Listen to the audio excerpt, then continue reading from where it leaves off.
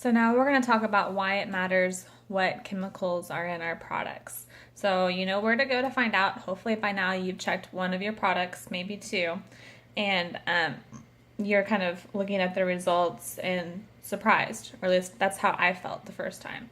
And so I'm going to give you some factual information about why is this important. So the average woman has 300 different chemicals that they're exposed to on a daily basis from various products that they're around, cleaning chemicals, and different fragrance products that they're exposed to. So 80 of these happen before you even leave your house to go to work or have breakfast. They're in things like your shampoos, conditioners, body washes, makeup, things like that you wouldn't even think about. And then another really important thing to think about is what I had mentioned in the intro. Like, our health is critical to our well-being. Without our health, we have nothing. My aunt passed away, like I said, of cancer, and that was heartbreaking for me. The number 2 cause of death in the United States is cancer. However, only 5 to 10% of these cases are genetics, and that's from the American Cancer Society. I'm going to reference my notes so I don't misquote anything throughout this segment. So that means 99 to 95% of your chances of getting cancer are all based off of your choices. So these are your dietary choices, if you exercise or not, and then what you've exposed yourself to on a regular basis. So you may not be able to control every space that you go into, but you can control your home.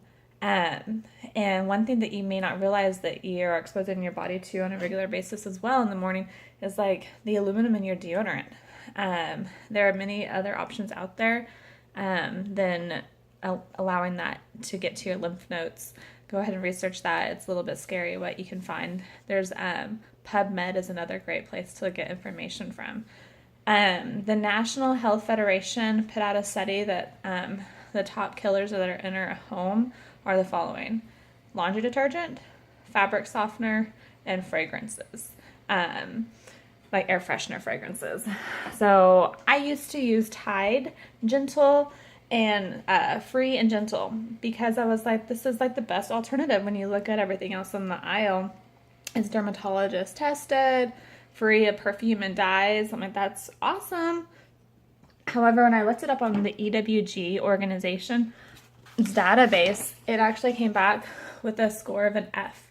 So if you've had a chance to look, red, F, that means it's failed. It breaks down into subcategories. So the areas that are high concern: developmental and reproductivity toxicity. So when I saw that, and me and my husband were trying to get pregnant, I'm like, we have got to ditch this. Asthma and respiratory issues is another huge concern. Some moderate concerns include allergies, cancer, and environment. So I've replaced my Tide with my Thieves laundry detergent. This lasts for 64 loads. So it's definitely lasts a long time. And I know that the ingredients are healthy for my body and for my family. And I've ditched one of the top 3 causes of chemical disease-causing things in my house. There's another study I'm going to look right here really fast. It's by the National Institute of Occupational Safety and Health. They found that there's about 3,000 different ingredients or chemicals in our home. And out of those 3,000, nearly 900 of them are toxic. Yeah, 900 are toxic.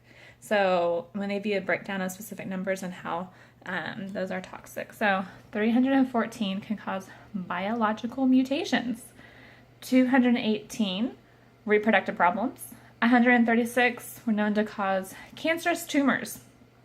Big red flag for me. Most of these chemicals have been banned in other countries, but not in the United States. So why not? Okay, there was a law that grandfathered in all of these wonderful chemicals in 1976 that has not been updated, and it's called the Toxic Substance Control Act. So you can research that some more, but that is why those toxic chemicals are found in your home. So, why am I telling you this? I'm not telling you this to scare you. I'm telling you this to motivate you. The solution, I've laid out several of what I consider viable options. Essential oils are the alternative, and I'm really excited about sharing with you more about what I've learned about the essential oils and why I use Young Living oils. So the next segment will be a little bit more about oils.